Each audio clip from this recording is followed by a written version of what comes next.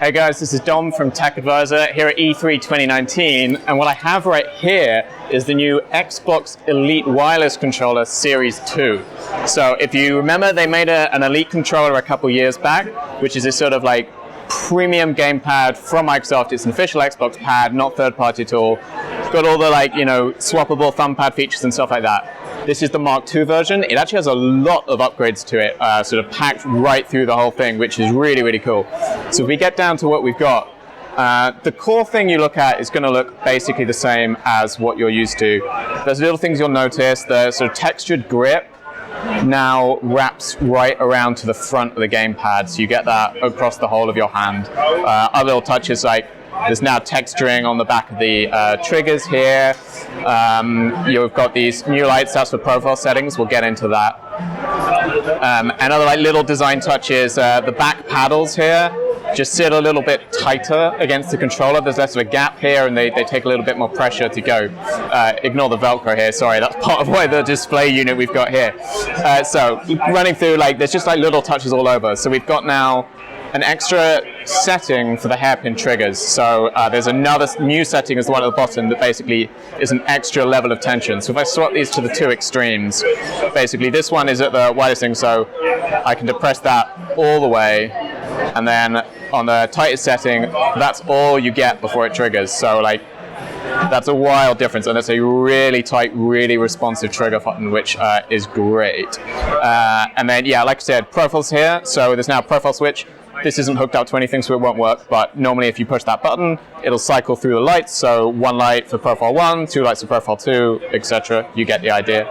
So that means you can save different settings and configurations in terms of what the buttons do. You get some more options in the app as well now. So you can set some sort of console level commands to certain button configurations. You can also do a shift setting, so you can set, say, one of the paddles to basically be a shift key. So if you hold that down and then press A, it does something different to just pressing A on its own. What else we got? Little things. If we get these, we've now got adjustable tension on the thumbsticks. So if you look closely, you'll see there's a little cross there. It's a kind of screwdriver-like setup. So it comes with an adjustment tool, which you can get in, and then you get 3 different tension settings on the thumbsticks. As you'd expect, you get a choice of different thumbsticks, choice of D-pads. You've got this Taking one, you've got more classic D-pad option in the box as well.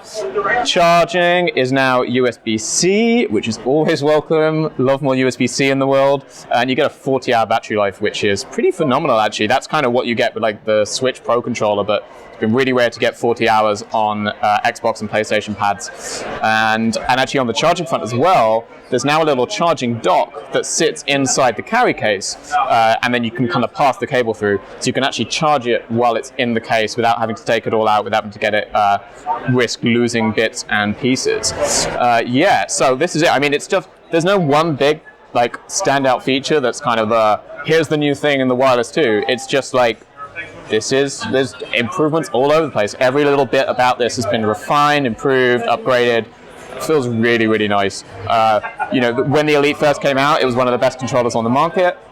It's maybe been overtaken a little bit by some of the competition from people like Scuf. So it's nice to see Microsoft come back with this and really say, no, again, we are making the best controller on the market, maybe. This is really, really up there. It's not out yet. It's going to be out in November in the US, and I believe the rest of the world. US pricing, it's going to be $179. The previous generation was $150. So there is a little price hike, but not a lot, especially considering, especially with the charging feature, the charging dock coming in it. You're getting a lot of extra bang for your buck, really. We don't know what pricing for the rest of the world, but I'm really looking forward to testing this out more thoroughly. I've had a little play around here at E3, but not anything too intense. But I am excited to get one of these in the office to play around with properly. Thanks. Like and subscribe, and stay tuned for more E3 coverage from us here at Tech Advisor. Thanks.